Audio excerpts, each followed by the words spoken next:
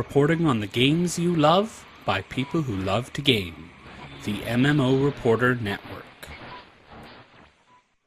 Hi everybody, I'm here at the Gazillion booth talking to David Brevik once again. We met last time at PAX Prime, and we're talking again about Marvel Heroes. Now, we got to take a look at something I'm really excited about as a Marvel fan at the Savage Lands. That's looking really interesting. Oh, thanks. Yeah, it is. It's a great place. I mean, dinosaurs and superheroes, what can really be wrong with either one of those things, right? So it's a lot of fun. Yeah, and one of the really cool things that we talked about was the randomization of the map, and we discussed that for a while about how all of the areas that we're going to go into, other than the signature locations like the Avengers Tower and X-Men Mansion, those are all going to be randomized. So although we'll be doing that content again, we'll have to find Kingpin, we'll have to look for Sauron like we did today. It's going to be through a randomized environment. How important is that for you as a developer to get that randomized environment? Well, it's paramount. It's one of the biggest features that we have. Doing random levels just adds so much life to a product, because every time you experience it or every time you go through content that maybe you've been through before, it's a completely new experience. Where the exit is to where I'm trying to find, or a new quest shows up that you've never seen before, or the waves of enemies that I'm fighting are completely different, and so I have to change my strategy on the fly. The guys that I'm facing in the zone are different than I've faced before. I mean, it's like so much of that really adds to the entire overall feeling, and then random loot on top of that, the random on top of the random, makes this truly unique experience every single time that you play it.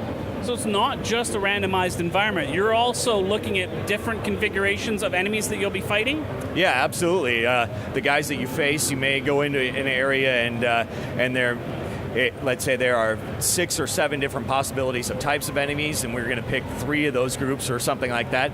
And so next time you come back, it may be, well, there's just completely different guys here that I'm fighting than I didn't fight before. And it must make it more interesting for you when you're testing to go through that, where you're not doing the exact same thing every time. I don't know if I would use the word interesting, but nearly impossible to test everything is more really the way it goes. It's fun because when we're giving demos, so you never really know where the exit is or the goal is or what's going to drop. I sometimes get very excited. Oh my God, an artifact drop in the middle of a play, because we just don't know what's going to happen or where we're going. So lots of interesting things come out of it. Yeah, I got to experience that today when you found a couple of artifacts. Yeah, that was very lucky. I was lucky enough I found Thor's Avengers costume, movie Avengers costume, so that was cool. That's very cool. So going on into the characters and the way players will play, we looked today at the progression system and the points that players are going to spend. Can you go over a little bit about how that's going to work? Sure, yeah. When you level up, very similar to other games that I've done, when you level up, you get a point to spend in a talent tree, a powers tree that unlocks as you level up. Different powers unlock. You can spend your point, you can power up ones that you already have focused on, or take new ones and create a build that kind of customizes the character that you want. We have 3 tabs of powers to select from, and each tab concentrates on a series of different abilities. For instance, let's say you're playing as Cyclops. He has a tab dedicated to leadership abilities that are very group-oriented kind of things. And so if you want to focus your Cyclops on that and make his build that particular way, that really encourage group behavior, then that's one thing you can do with him. If you're really into his lasers, that's another way you can go. If you're into both, you can kind of pick and choose your method. So you kind of create Cyclops in your own image of what you would like to ideally make him play like, and what he means, kind of making that comic book persona kind of come to life, what he means to you and what you would focus on if you were Cyclops. It also creates a large variety of gameplay. You can play, you can respec, you can change the way that you're playing your character. You may change the way that he plays at the end game versus actually through the experience, storyline experience. So with that, does that mean that every character can do everything, or are there still some characters that they have a range of different things that they can do that their talent trees can spec into, but that doesn't mean that everyone can do everything? Right, yeah, no, everybody can't do anything. There isn't, Hulk can't fly, but no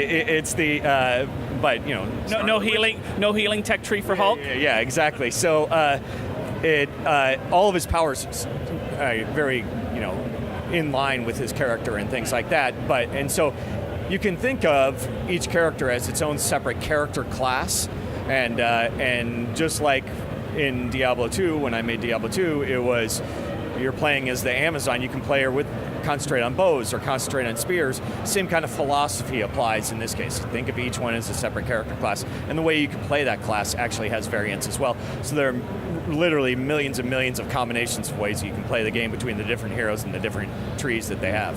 And then with all the randomness and stuff, you can play it over and over and over again. It's an endless love fest.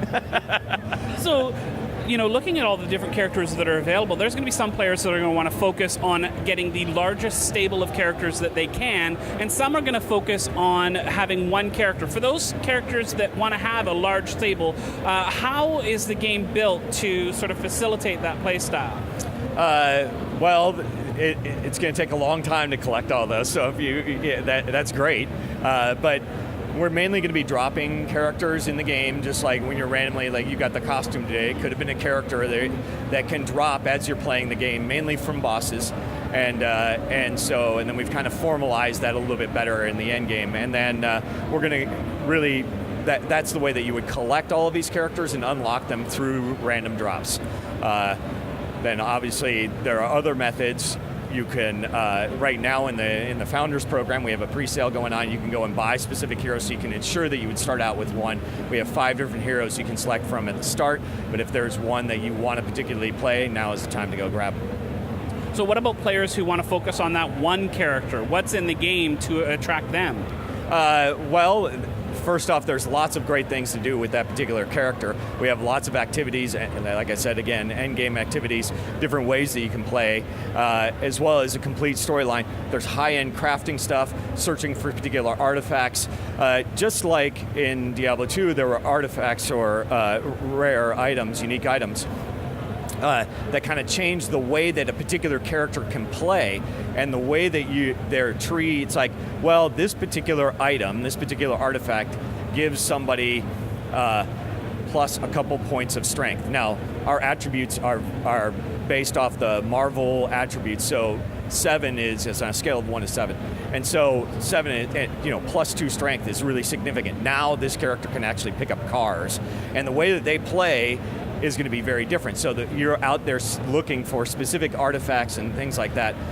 So there's lots of deep gameplay associated with them. There's high-end crafting stuff. We added crafting in a recent patch, and there's lots of high-end, really long-term recipes to create really unique experiences for those particular characters, as well as other activities, again, that I think will really allow for long periods of play with one particular character.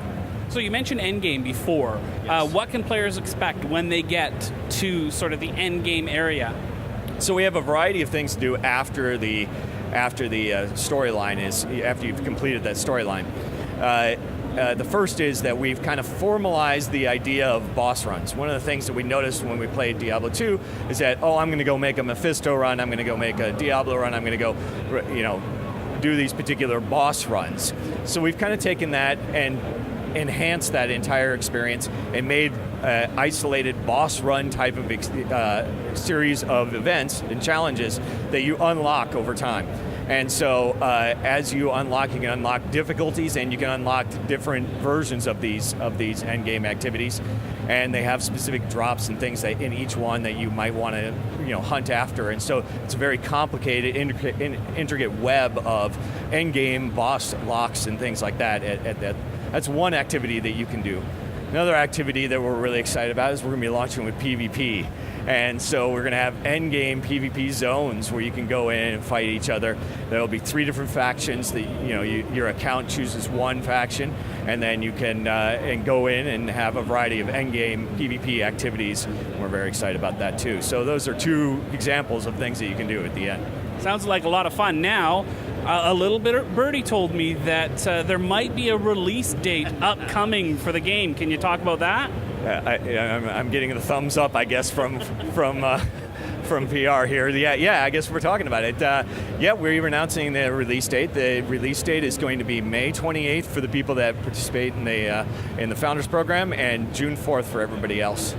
Oh, fantastic. Very exciting. Very soon. You must be very, very busy. Yeah, all good, yeah. Well, thanks so much for your time, David. Thank you.